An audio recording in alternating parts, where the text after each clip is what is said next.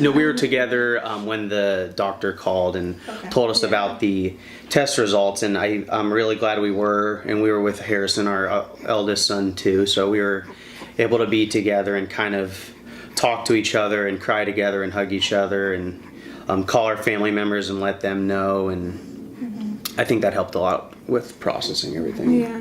Initially it's just, shock, and you just don't expect it. But there's kind of like a grieving period,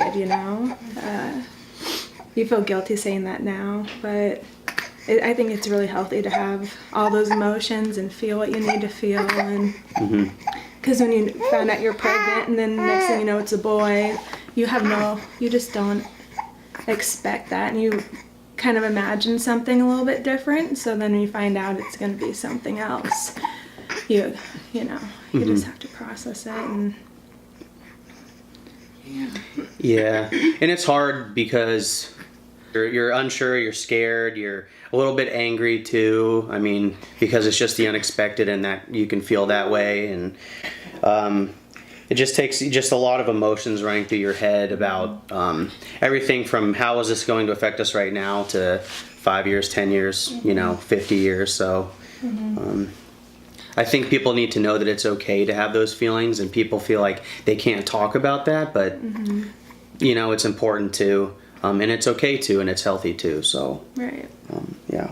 It's still really new. It's so weird because I don't cry it's just because, I don't know, sometimes it's happy tears because my life is so good with him. And I just want everyone to know that they can have a baby with Down syndrome and your life is still going to be amazing.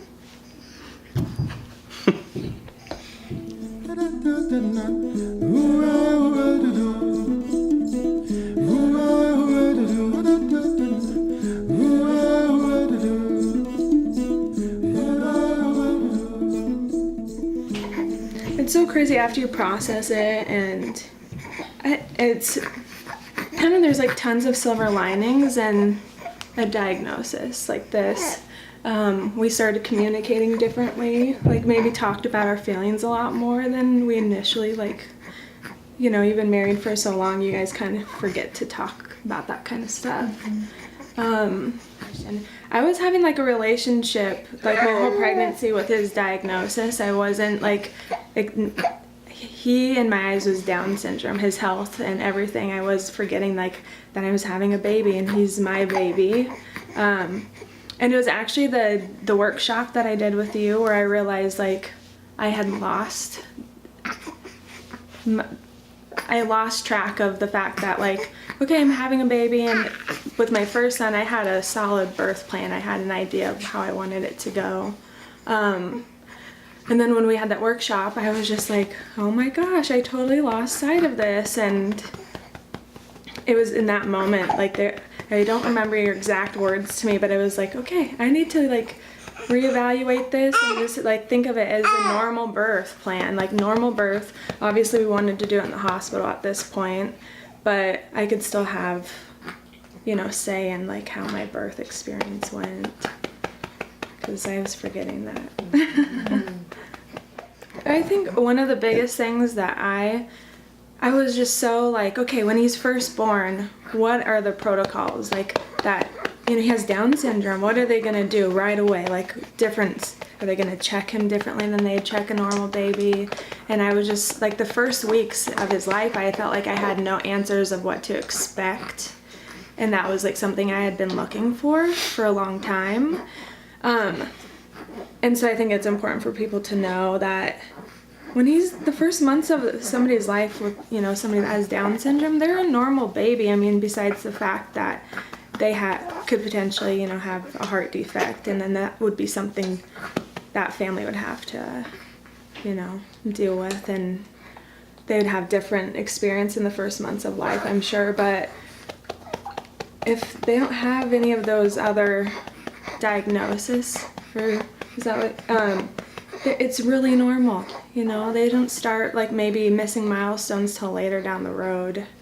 And I think that was like the biggest thing is when he was born, I realized like, oh, he's just a normal baby, and I'm just gonna really soak up, just like having it just it just was normal.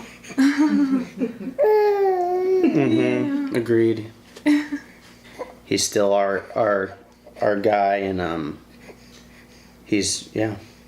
And I don't like when I look at him, I don't see Down syndrome, and even kids now, like people that I follow on Instagram that I've met or just through, you know, seeking them out. I see their kids now. I don't see any of those Down syndrome features. I just see little kiddos.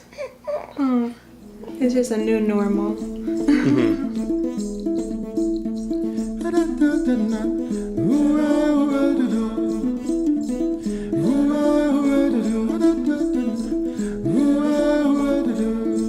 Just because I have Down syndrome doesn't mean anything. Like, it's not, they're still your child, you know? It's not the end of the world. It's like the beginning to like a new world. Yeah, I think for us it was just like just talk a lot. It's okay to feel whatever you're feeling. That feeling's normal. Yeah. So just like have it, be okay with it. Just communicate about those feelings. Take the time to learn. We did a lot of that together. We watched the show Born This Way, which is about like adults with Down syndrome and like their social life, and that was kind of a way for us to like really kind of, I guess, increase our exposure and awareness. Like, right. It allowed us kind of like to laugh, but also be scared, but also cry, but still then laugh again. Right. So I think that was really healthy to do together. Right. And I started reaching out on Facebook groups. I waited till he was born because I just wasn't really ready to like immerse myself into that. And I think everybody has to, you know, do that at their own pace. But the minute I did, I kind of wish that I would have done it sooner, because people are so willing to share their knowledge and give you more than enough information, answer all of your questions. And then you kind of see too the different journeys other people have been on, and you might have this expectation for how their life's gonna be, and then you see people that are like, they're posting pictures and stuff of their kids that are in high school and they just graduated high school and they are going to college, and you kind of see like their life is just as like, I don't know, they can have the same milestones as anybody else, as like a typically developing child. And so that was exciting to see, and just to, you know, excitement for the future. And right now is the time to have a kid with Down syndrome. There's so many therapies, there's so much help and support, and tons of colleges are making programs for people with disabilities. And the idea of your child going to college and stuff, and like, they definitely can go, you know? They don't have to be at home for the rest of their lives. I mean, I want to have that kind of expectation for him to go out and succeed and do all this stuff, but I'm also okay with him staying at home forever, and that's okay too. And I would be okay not being an empty nester when I'm 50.